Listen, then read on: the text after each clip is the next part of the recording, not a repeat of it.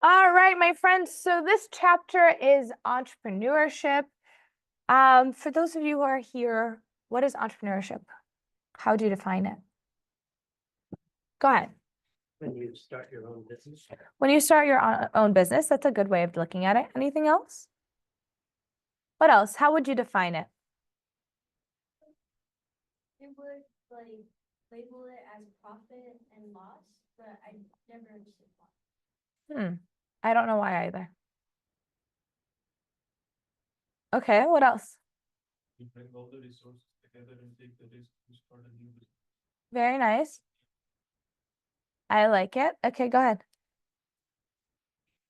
Being like your own expenses there, like since like you would be starting up a business research, like being kind of not on your own, but like your own boss.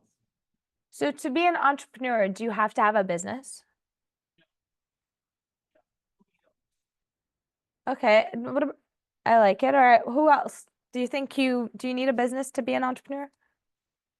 No? Okay. Any other answers? Any yeses? What do you mean? Our business, like you like manage everything, you can put yourself like as, if somebody wants to buy, that would be your own business. If somebody like say if you're like a social media person and you're getting a sponsorship, yourself is your business. Okay. So not necessarily. If I say someone has an entrepreneurial spirit, what does that mean?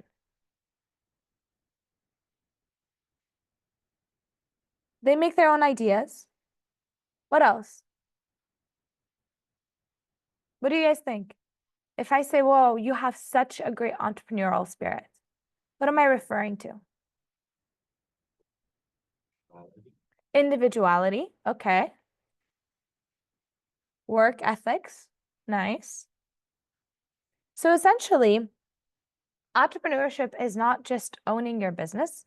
Yes, that is the fruits of being an entrepreneur, but you can have this entrepreneurial spirit and seek out new opportunities and start new projects and develop new ideas and grow things as a means of getting to somewhere bigger. Okay. So you could be a creative entrepreneur even before you start your own business. Okay. And maybe you don't necessarily start your own business, but you start a nonprofit, or you start some other kind of venture that is really that's really needed. Cool.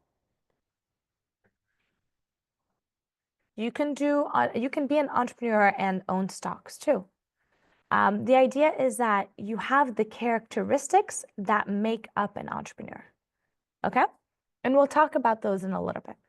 So here we're really just delving into the fascinating world of entrepreneurship because it's pretty big. And so it's really, really nice. And I know a few of you guys said they wanted to start your own business. So it's really cool to see these things come together.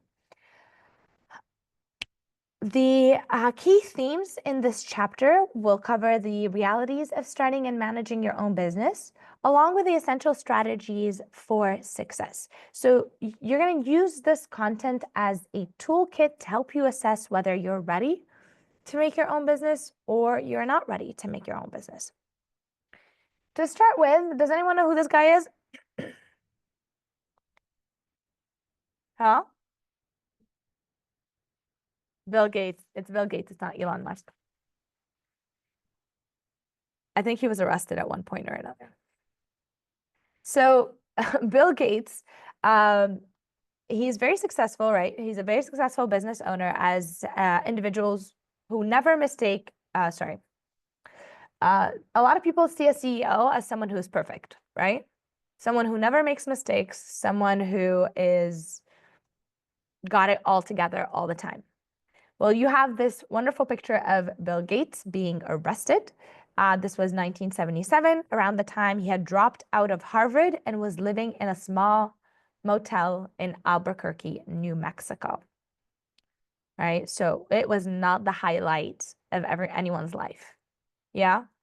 You're dropping out of one of the best schools in the world, and you're going to live in a motel in New Mexico.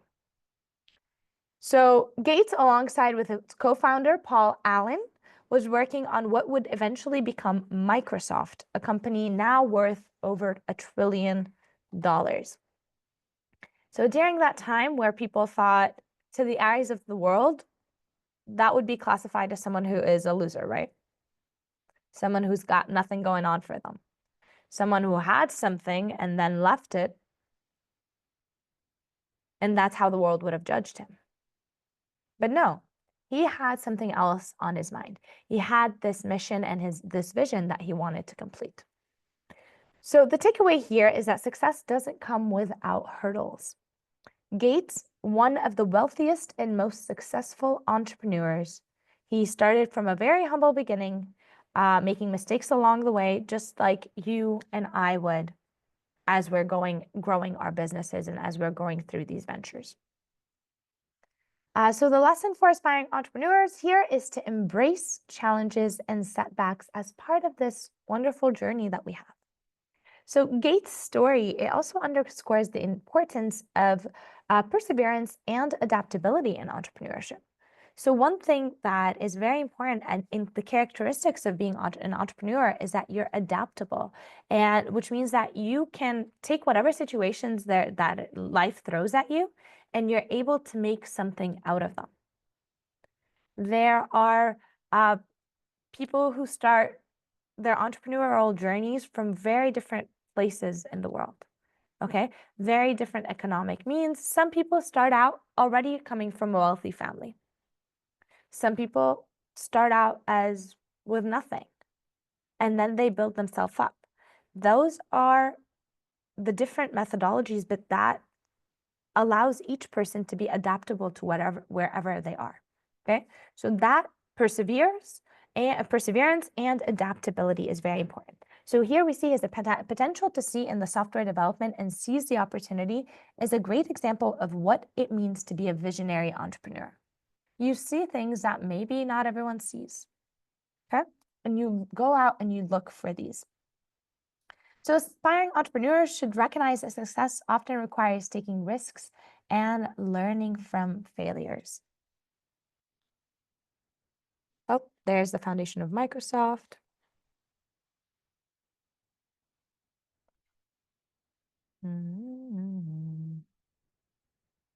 This is his profile at the time where this picture was taken in 2019.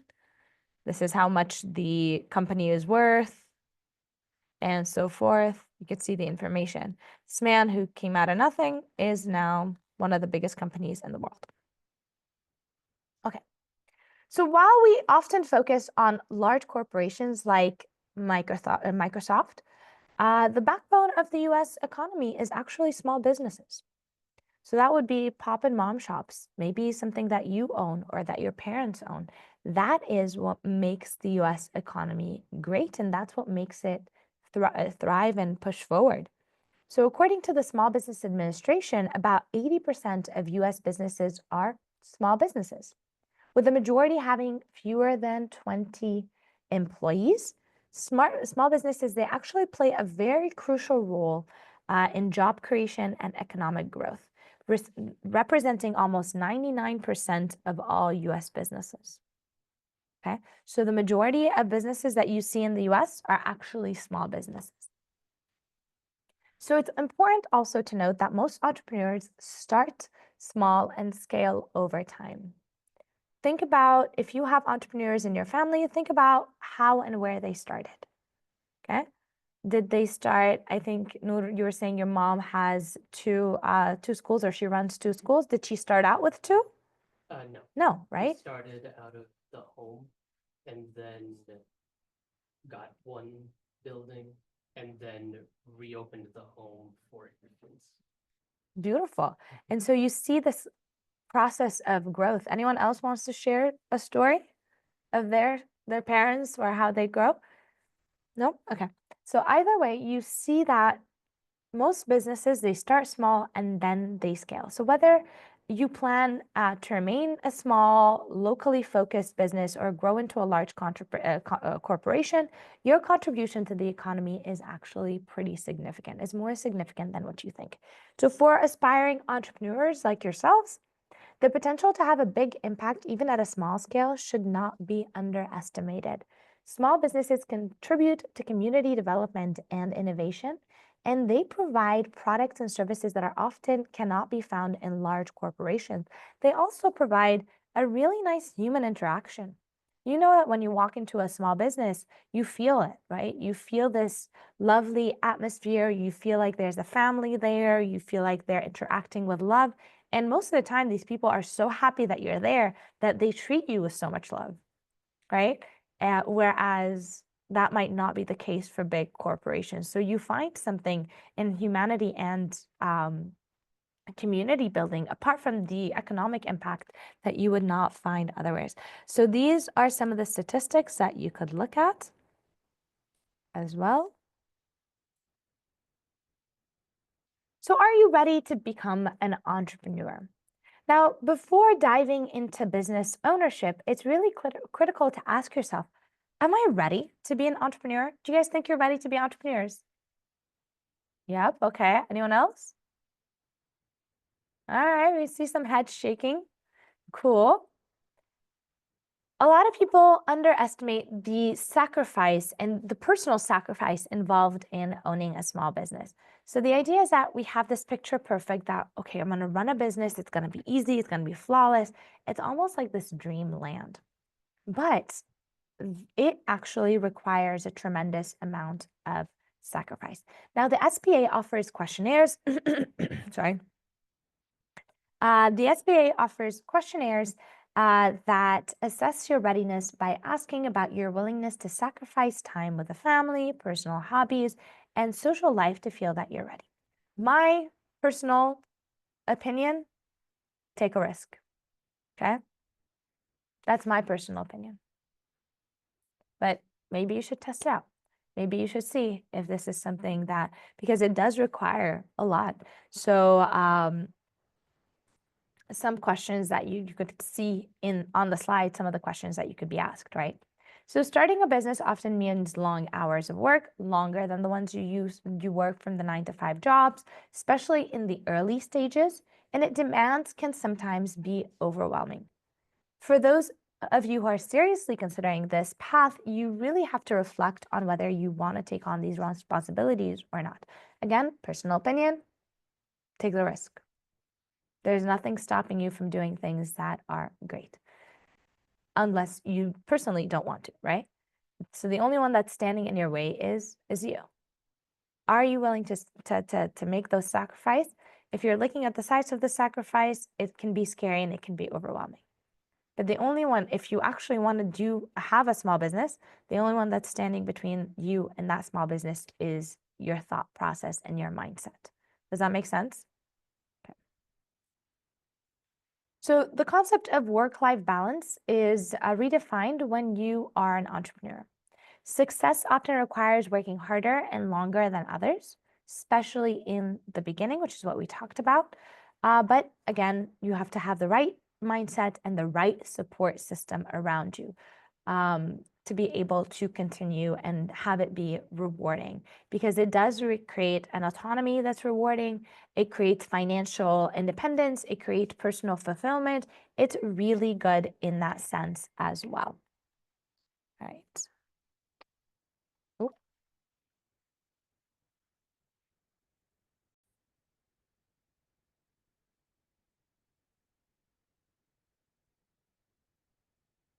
Okay, so back to these questions, I suppose. So some of the questions that you could ask yourself as you are considering these entrepreneurships, these entrepreneurship ventures is, what is unique about your idea? Are you solving an unmet need or entering a crowded marketplace that doesn't have a need for what you have? If you're opening an ice cream shop, for example, what makes your ice cream special compared to others? Okay, so you want to focus on differentiation. You want to offer something that is distinct, that attracts customers. Another critical thing that you want to look at is your target market. Who is it? Who are you selling to? And what do they know about it? Okay, anyone familiar with La Michoacana ice cream? What do they sell? Okay. Be specific, guys. You know what I'm asking.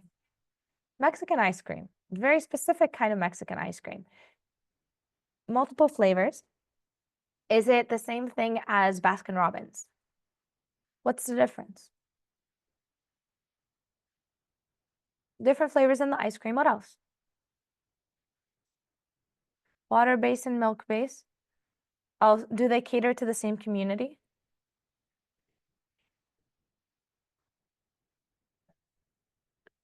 Right? The general American population, right? So they opened an ice cream shop just like everyone else, okay? But theirs was different. And why was it different? What was the differentiating factor? Is that they understood exactly their market and they understood the kind of ice cream that they wanted to sell that is different. Even if they were right next to a Baskin Robbins and you wanted coconut flavored ice cream, you're going to walk into the Mexican shop, right? And even then, it's not just called Mexican ice cream, it's very specific to a state in Mexico. And as you're saying, they were catering to the Latino community. So you'll find a lot more of these shops where the population of Latinos is bigger, which means that it carries something nostalgic for the people that are there. And if not directly to the people themselves, it's to their kids. Because, oh, you know, Mexican ice cream in Mexico, my daughter or my son is so much better than here. And guess what? A Mexican shop shows up, right? So it creates nostalgia not just for the parents, but also for the children who've been hearing about this Mexican ice cream. So what they did is they knew exactly who their target market is. They also knew how to market it, and they understood what makes them different. And so that is, and the locations that they were opening. Now, through this, as you're doing this, you can look at something called a SWOT analysis. I don't know why it took us here. But you could look at SWOT analysis and you could look at a SWOT analysis is looking at the strengths, the weaknesses, the opportunities, and the threats of a business. And that will help you create these, understand what are your weaknesses and strengths as a business and what makes you different and so forth. So now these are different types as well. And then you can do position mapping as well, which is a technique used to assess by asset marketers that attempt to visually display the perception of customers or potential customers. Okay.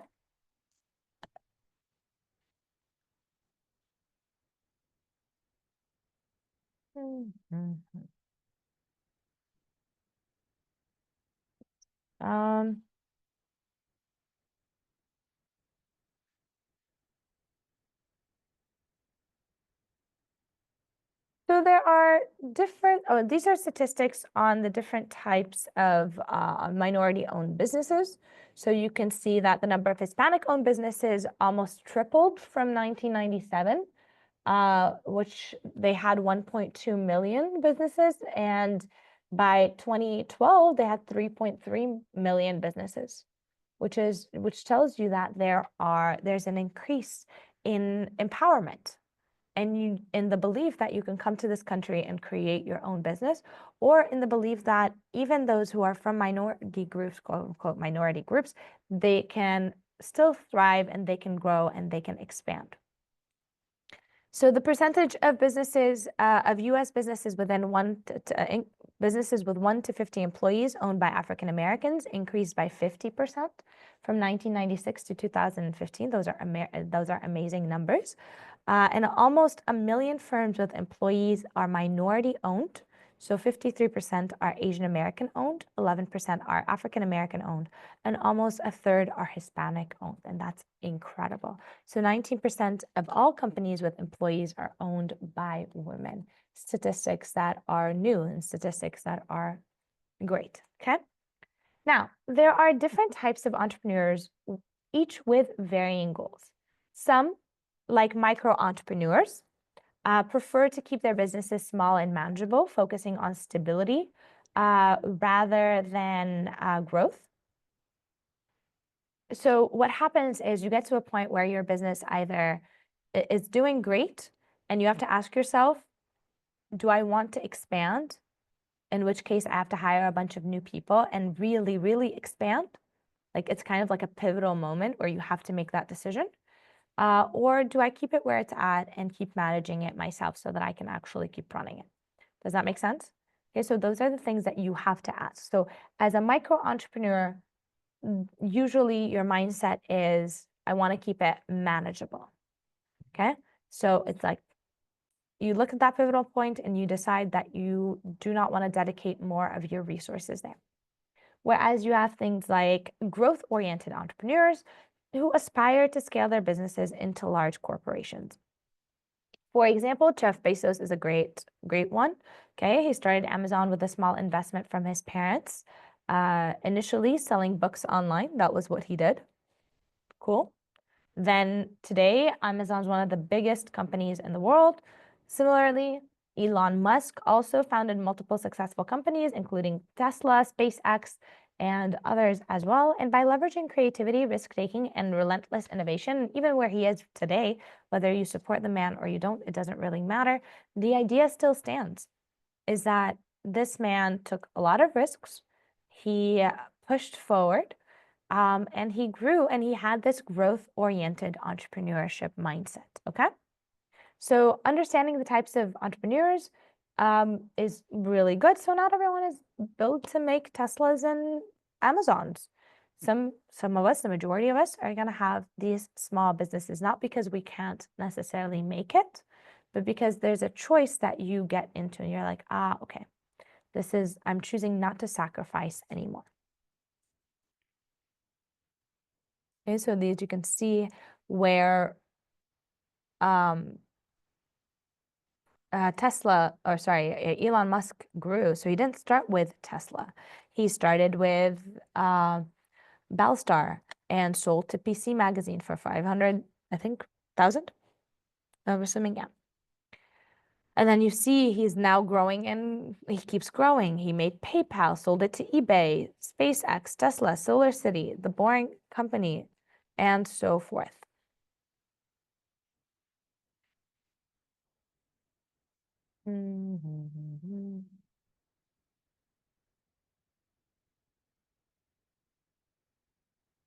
Okay, so some of the characteristics or personality traits of an entrepreneur, and this is why I say you don't have to necessarily own your company today to be an entrepreneur. You build these characteristics, and over time, you'll want to have the other stuff. You have to be ambitious, competitive, and high need for achievement. Competitive doesn't have to be to the person next to you. It could be competing against yourself, right? Which is probably the better kind of competition anyways, where you are reevaluating yesterday's you and today's you. And also being gracious to yourself as well as you grow. But you have to compete against yourself to continue to push yourself forward. Independent is very important. Self-defiant, self-confident. Yes, understanding the challenges of starting and operating businesses and are decisive and confident in their ability to solve problems. That may not be the case from the very beginning, but you learn along the way that you have to make decisions. Risk takers, visionary, creative, energetic, passionate, and committed. Perseverance is a very big key, just continuing on.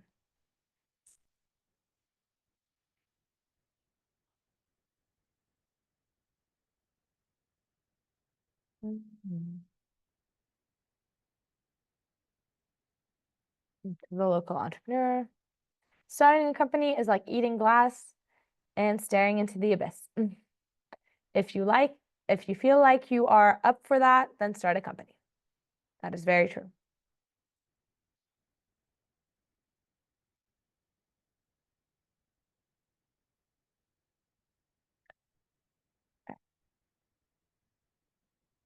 So when it comes to starting your own business, your best resource is usually the Small Business Administration. It's a great place to start. Okay. SBA has a lot of resources for you, and if not itself, then it will direct you to other resources as well.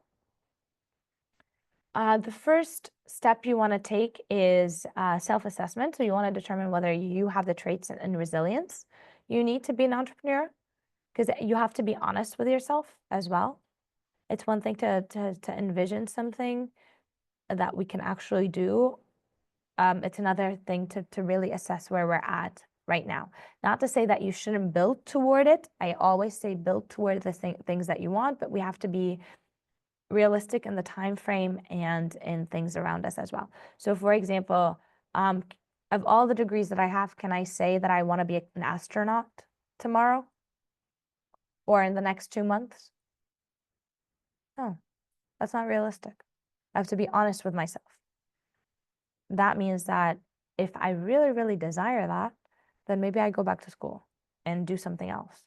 Maybe I go and find the trainings that I need in order for me to do that, and that may take 7 years. Okay, so there's a component of honesty in that self-assessment that needs to happen. So you do the self-assessment, then comes market research, which should go beyond your direct competitors to include indirect competitions. So for example, if you're opening a juice bar, you don't just look at juice bars, you consider nearby restaurants who also sell juices. And so they could have a spin-off of the market, okay? You consider what alternatives people have to juices. So maybe when they're looking for juice, maybe they are looking for ice cream, okay? Or maybe they're looking for some other boba drink, right? These are alternatives that are indirect competitions that are also part of your competitors.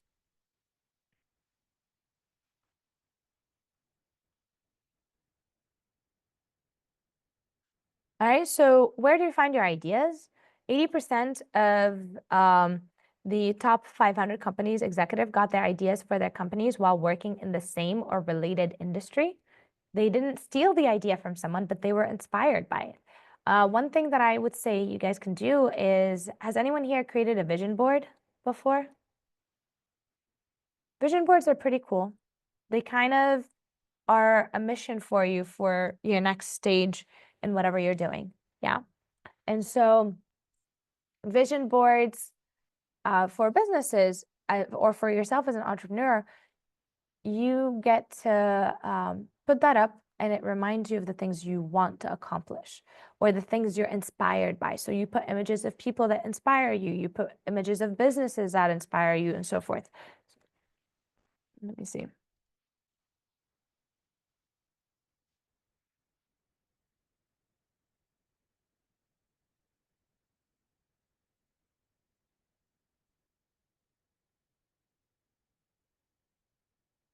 So maybe something that looks like this. Okay? Or maybe something that inspires you in this way, things that I'm trying to find one that's actually good.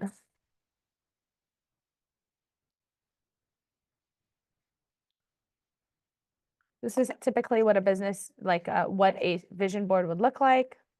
Okay, or maybe not. But maybe you put companies that inspire you, companies that make you feel like this is who you want to be and where you want to be. Okay?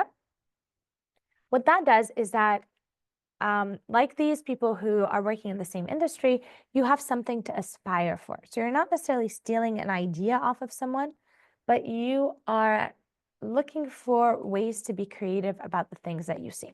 So starting a business in a field where you have experience improves your chance of success.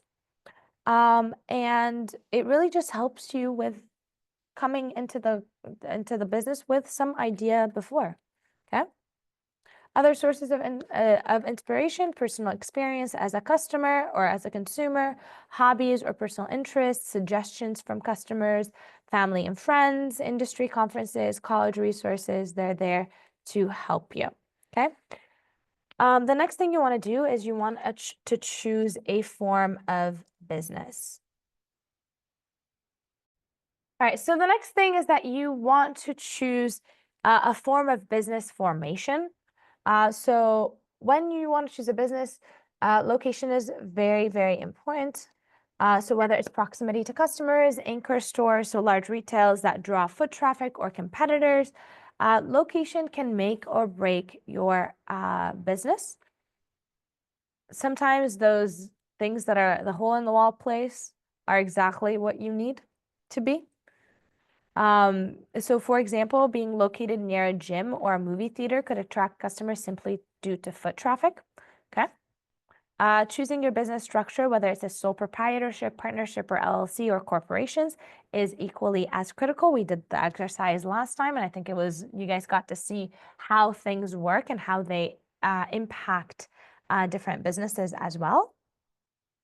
The right structure will depend on factors like liability, taxation, and your long-term business goals. So your business structures will also affect how you register your business, apply for permits, and manage taxes. Your business name also is another thing that you want to look into because it's more than just a label. It's a crucial aspect of your identity. So for example, when Jeff Bezos chose Amazon, it's because it positioned the company at the top of the alphabetical list. That's why he chose Amazon, okay? Tony Hines named his company Zappos, which derived from Spanish roots for the word shoes, okay, zapatos. So your name needs to be memorable, easy to pronounce, and reflective of your brand value. So once you've chosen a name, it's important to register that name and to ensure that no one else is using it. This involves filing for state tax ID and securing any necessary licenses or permits, okay? All right.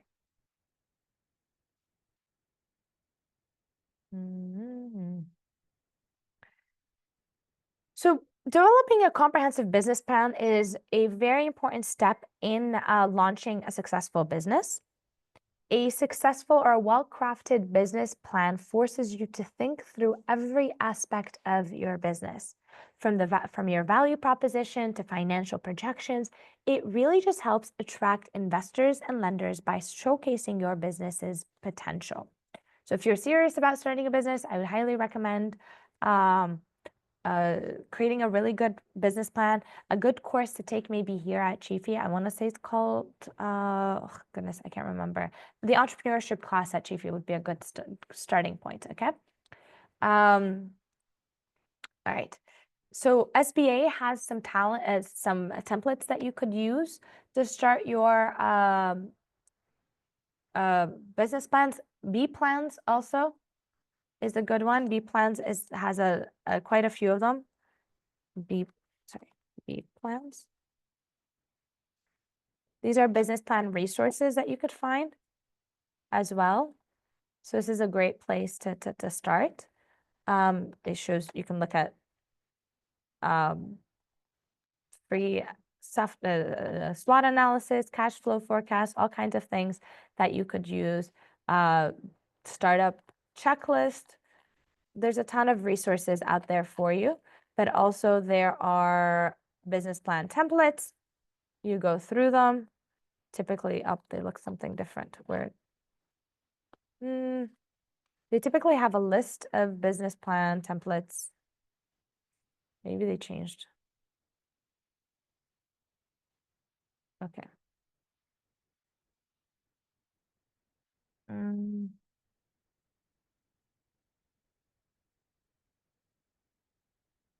Okay, there it is. They're under sample business plans. So let's say you are starting a clothing and fashion brand, and particularly you want to do a bridal shop. It will have a sample plan for you that you can go to, and it could inspire you so that you know what to do as well. Okay? So these are great if you are looking to create a business plan for you to be able to run your business. Cool. There's all kinds of different things.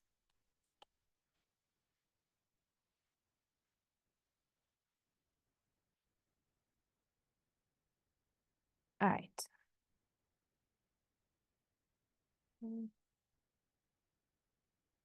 And also the SBA can help you write your business plan. Again, we've talked about this is the traditional business plan, the lean startup, all kinds of different things to help you make sure that you are on the right track. There's a ton of resources out there, you guys. Highly recommend using them.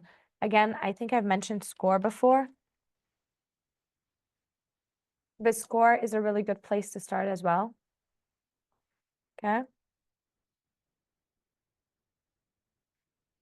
all kinds of resources. Plan and start. And then once you do that, you can manage and grow.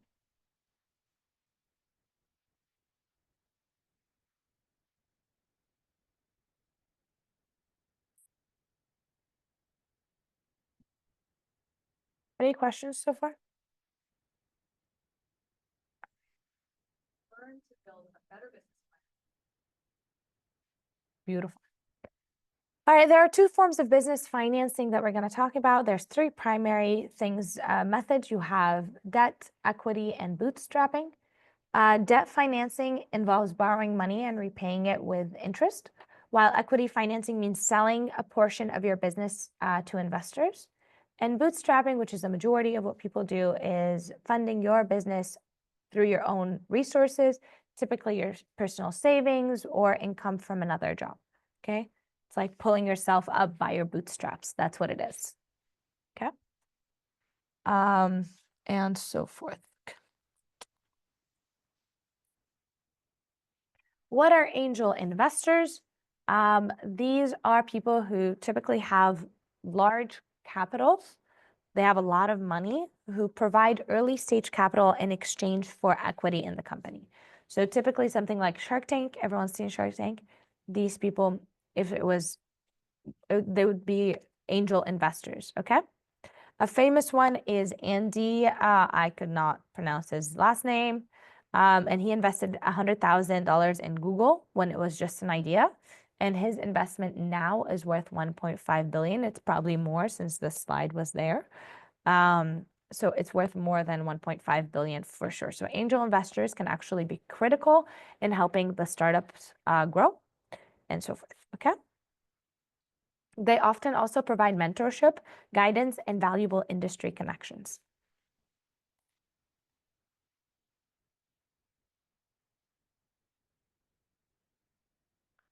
One thing that you could actually do that's really helpful as well is instead of starting from scratch, entrepreneurs opt to buy an existing business, existing small businesses.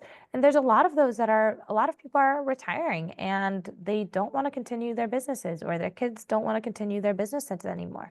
And so they want to sell them. And instead of like watching them close, you can actually buy someone's already pre-existing business. So this approach is often referred to as turnkey operations, where everything is already set up and running. However, there are risks to this. What if a loyal customer base was tied to the previous owners? Like when you have a dentist who has a dental office and that dental office gets sold to a new dentist, well, what if they're there because of that dentist and not because of that office? So you're at risk at losing some of your customer base. So it's important to conduct your due diligence, understand why the owner is selling it, and whether the business is actually truly profitable or not. You may want to consider whether a non-competitive clause is, you should place it there as well.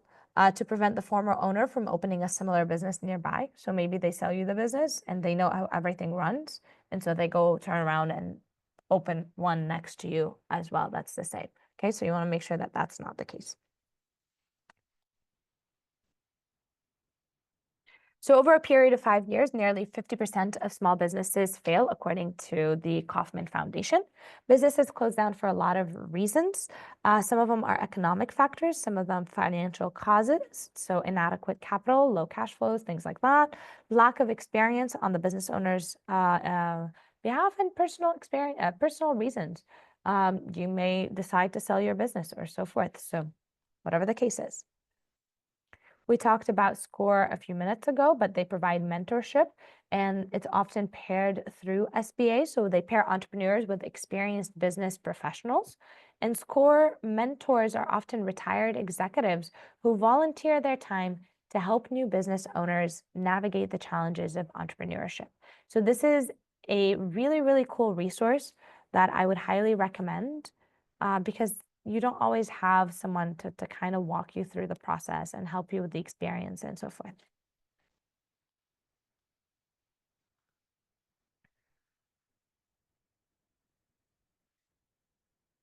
There is a changing demographic, so that is happening. Baby boomers are twice as likely as millennials to start a new business. Okay.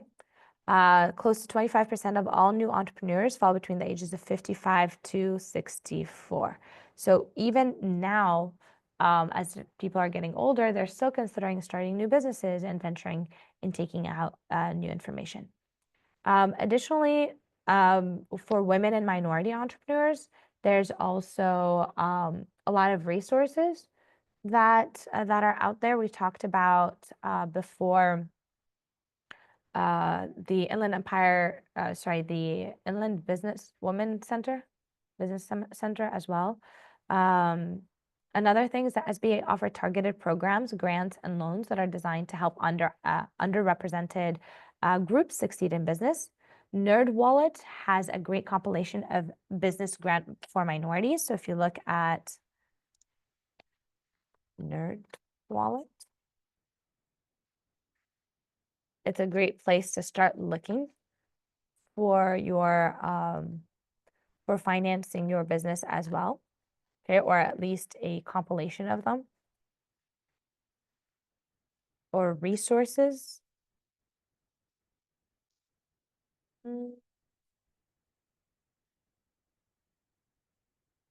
Best ways to all kinds of things. Okay. It's a pretty cool place. Also on resources, advise.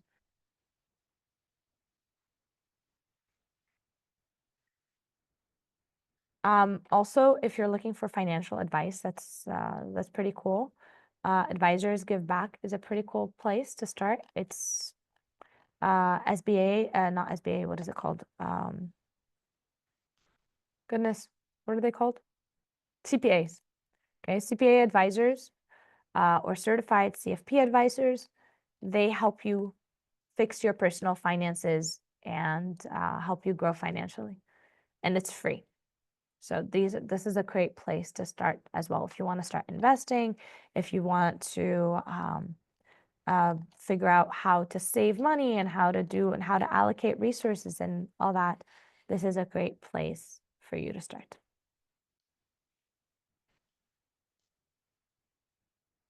Okay, so NerdWallet, USDA offers rural business development support as well. And there are also women-owned business badges, so certifications that you can get as a woman-owned business. You'll find them on the SBA as well. And so you have to own at least 51 of the company.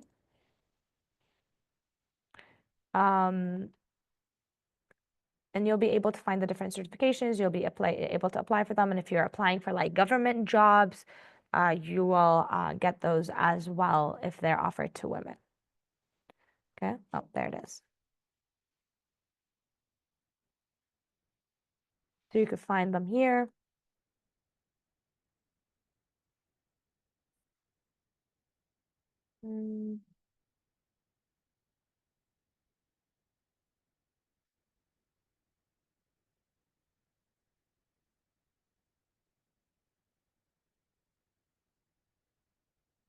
So we're in California, and California is one of the most entrepreneurial states in the United States.